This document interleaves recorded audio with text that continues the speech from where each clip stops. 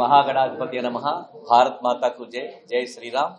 నేను మీ కంబా శ్రీనివాసరావు, విశ్వ హిందూ ధర్మ పరిరక్షణ రామసేన అధ్యక్షుడిగా, అలాగే భారతీయ జనతా పార్టీ నాయకుడిగా మీకు అందరికీ సుపరిచితమే. ఈరోజు నేను రాజమండ్రి ప్రెస్ క్లబ్లో ఉన్నాను. మీ అందరినీ ప్రింట్ మీడియా, ఎలక్ట్రానిక్ మీడియా, జర్నలిస్టులని, మిమ్మల్ని అందరినీ కలవడం నాకు చాలా సంతోషం. మాకు మా రాజకీయ పరిస్థితులకి మేము చేసే సేవా కార్యక్రమాలని ప్రజలకి మధ్య మీరు వారధిగా ఉంటూ మీరు చేస్తున్న సహాయానికి మేము కృతజ్ఞత తెలుపుకుంటూ, అలాగే me print media, electronic media యాజమాన్యానికి కూడా నా అభినందనలు, అలాగే నా శుభాకాంక్షలు తెలియజేస్తుగా కోరుకుంటూ ప్రత్యేకమైన ప్రకటన చేయడానికి మిమ్మల్ని అందరినీ కలవడం జరిగింది.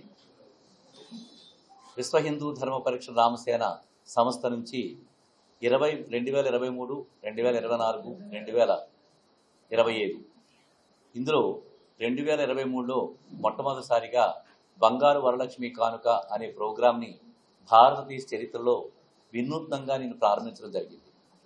ఆ సంవత్సరం గోకవరం ఒక్కట్లోని, అంటే గోకవరం అనేది ఎక్కడుందంటే ఆంధ్రప్రదేశ్లోని తూర్పుగోదావరి జిల్లాలో రాజమండ్రికి 33 కిలోమీటర్ల దూరంలో ఉంది. జగ్గంపేట నియోజకవర్గంలో గోకవరం వస్తుంది. నేను 2023 సంవత్సరంలో పేద మహిళలు, అలాగే అందరికీ కూడా వరలక్ష్మి వ్రతానికి సంబంధించి ఏదైనా చేద్దామని సంకల్పించి మా గోకవరం గ్రామంలో 3000 మంది రిజిస్ట్రేషన్ చేసుకుని డ్రా తీసి 110 మందికి నేను బంగారు వరలక్ష్మి కానుకనే పేరు మీద బంగారు రూపుని శ్రావణ శుక్రవారం నాడు వరలక్ష్మి వ్రతం చేసుకోవడానికి బహుమతిగా ఇవ్వడం జరిగింది. ఆ రోజున ఇస్తున్నప్పుడు చాలామంది పేద మహిళలు వేదిక మీదకి వచ్చి ఆ బంగారం తీసుకునేటప్పుడు కళ్ళంట నీళ్లు పెట్టుకున్నారు.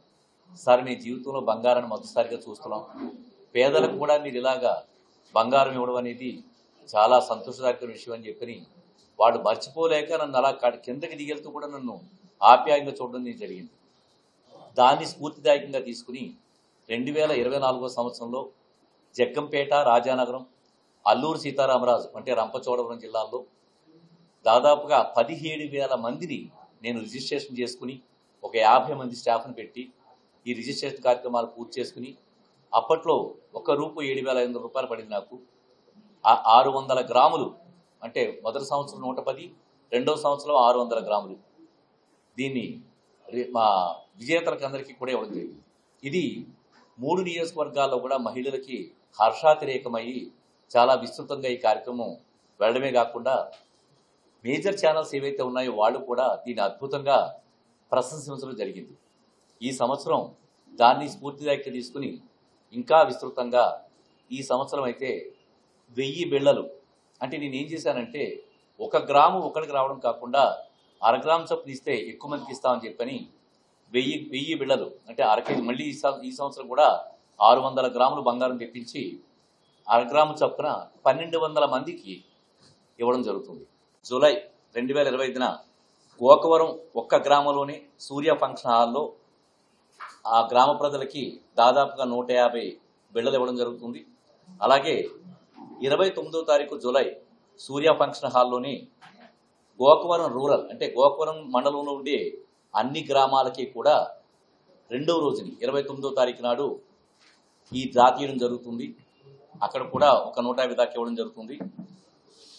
దాని తర్వాత 30వ తారీఖు నాడు శ్రీరంగపట్నంలో ఇది వరకు ఎక్కడైతే ఫంక్షన్ హాల్లో చేసామో అదే ఫంక్షన్లో శ్రీరంగపట్నంలో కూడా ఆ ఒక్క ఊరికి ఇవ్వడం జరుగుతుంది.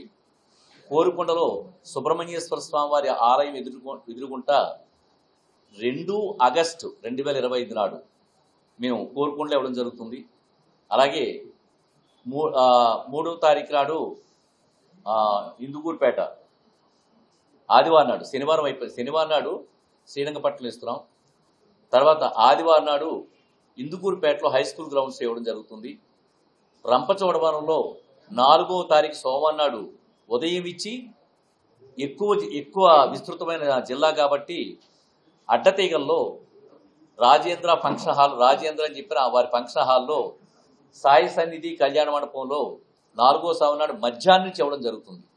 అలాగే సీతానగరంలో రాజుగారి గార్డెన్స్లో 5వ తారీఖు నాడు డ్రా తీయడం జరుగుతుంది. రాజానగరంలో మాధవి కళ్యాణ మండపంలో బుధవారం నాడు, బుధవారం అంటే 6వ తారీఖు ఆగస్టు నేను మళ్ళీ ఒకసారి చెప్తాను మీకు అందరికీ కూడా. 28వ తారీఖు గోకవరం, 29వ తారీఖు కూడా గోకవరమే. ఈ రెండు కూడా సూర్య ఫంక్షన్ హాల్లో జరుగుతుంది. 29వ తారీఖు ఇచ్చే గోకవరం చుట్టుపక్కల ఉన్న విలేజెస్ అన్నిటికీ ఇవ్వడం జరుగుతుంది. 30వ తారీఖు నాడు శ్రీరంగపట్నం ఇస్తున్నాం. 2వ తారీఖు ఆగస్టు నెలలో సుబ్రహ్మణ్య మైదానం కోరుకుంటూ ఇస్తున్నాం. సుబ్రహ్మణ్య మైదానం అంటే ఆ సుబ్రహ్మణ్య స్వామి ఆపోజిట్గా ఉన్న ఫంక్షన్ హాల్లో. అలాగే ఆదివారం నాడు 3వ తారీఖు నాడు ఆగస్టు 3వ తారీఖు నాడు ఇందుకూరుపేట హై స్కూల్ గ్రౌండ్స్. రంపచోడవరంలో 4వ తారీఖు ఆగస్టు సోమవారం నాడు పొద్దున్న రంపచోడవరంలోని, ఆఫ్టర్నూన్ వచ్చి అడ్డతీగలో కళ్యాణ మండపం, సాయి సన్నిధి కళ్యాణ మండపం. అలాగే 5వ తారీఖు ఆగస్టు నెల మంగళవారం నాడు సీతానగరంలో రాజుగారి గార్డెన్స్లో చేస్తున్నాం. 6వ తారీఖు ఆగస్టు బుధవారం నాడు రాజానగరం మాధవి కళ్యాణ మండపంలో చేస్తున్నాం.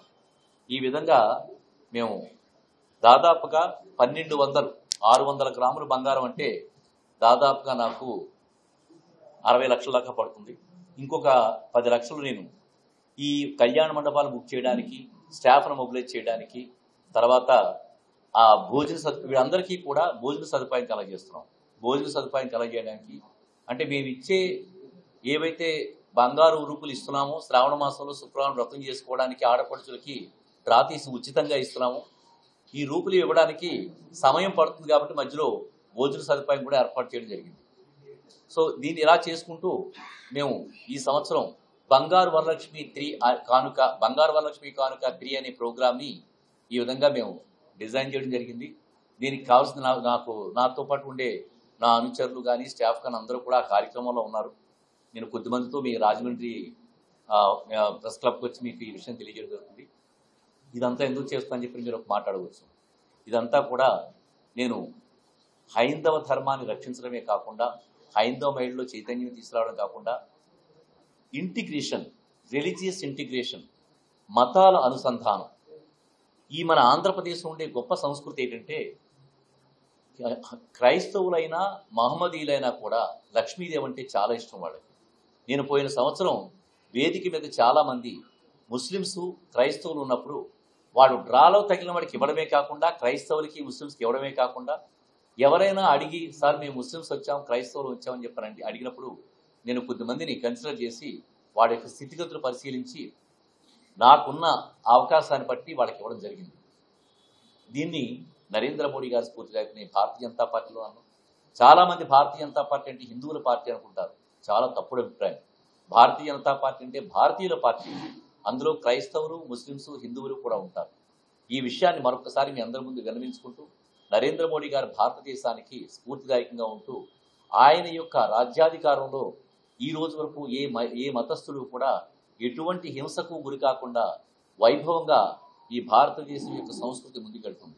దాన్ని స్ఫూర్తిదాయకంగా తీసుకుని భారతీయులందరూ ఒకటే అనే భావనతోటి, అందరూ క్రైస్తవులున్నా, హిందువులున్నా, ముస్లిమ్స్ ఉన్నా మేమందరం ఒకటే అనే భావనని కలగజేయడం కోసం, అలాగే హిందూ ధర్మాన్ని సంరక్షించడం కోసం, హిందూ ధర్మం యొక్క సంస్కృతి గొప్పతనాన్ని బయటకు తీసుకురావడం కోసం నేను ఆడియో వీడియో ద్వారా కూడా ఎన్నో రకాలైన మన యొక్క మన సంస్కృతి స్టార్ట్ అయింది, భారతీయ సంస్కృతి ఎక్కడ స్టార్ట్ అయింది అనేది ఆడియో వీడియోల ద్వారా కూడా ప్రజలు చూపించడమే కాకుండా, నరేంద్ర మోడీ గారు దేశానికి ఎన్ని రకాలైన ప్రాయోజిత కార్యక్రమాలు చేస్తున్నారనే భావాన్ని కూడా విస్తృతంగా ప్రజల్లో తీసుకెళ్లడం కోసం నేను ఈ కార్యక్రమాలు చేస్తున్నాను.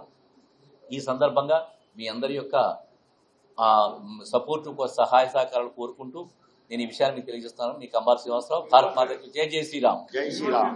తెలుగులో ఫాస్టెస్ట్ న్యూస్ ఇప్పుడు కొత్త అవతారంలో 5 సెకండ్లోనే పూర్తి వార్తా సమాచారం మీ చేతిలో. సోషల్ మీడియా ట్రెండ్స్ మీ కళ్ళ ముందుకే live TV and voice search options తో ఇప్పుడే డౌన్లోడ్ చేయండి. యాప్ లింక్ డిస్క్రిప్షన్ లో ఉంది.